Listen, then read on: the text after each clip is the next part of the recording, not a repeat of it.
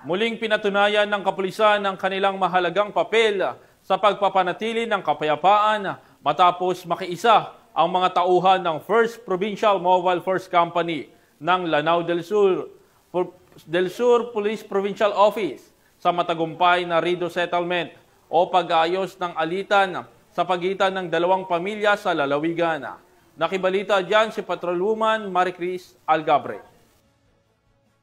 Nakiisa ang mga personahe ng 1st Provincial Mobile Force Company Lanao del Sur Police Provincial Office sa isinagawang Rido Settlement sa Basak Malutlut, lungsod ng Marawi, Lanao del Sur nito lamang ika-27 ng Oktubre taong kasalukuyan. Personal itong dinaluhan ni Police Captain Sirad C. Di Malna Jr., 1st Platoon Leader katuwang ang mga BLGU at religious sectors. Ang Rido Settlement ay isang mahalagang hakbang upang wakasan ang alitan sa pagitan ng dalawang pamilya at maiwasan ang karahasan sa kanilang komunidad.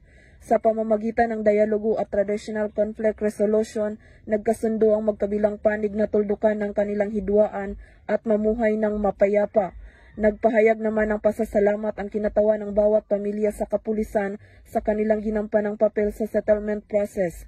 Samantala, tiniyak naman ng mga otoridad na patuloy silang magbabantay upang mapanatili ang katahimikan sa lugar.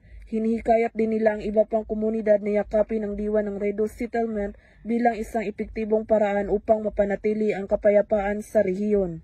Mula rito sa rehiyon ng Bangsamoro, ako ang inyong PNN Correspondent, Patrolwoman Maricris Algabre, alagad ng batas, tagataguyod ng Balitang Pulis.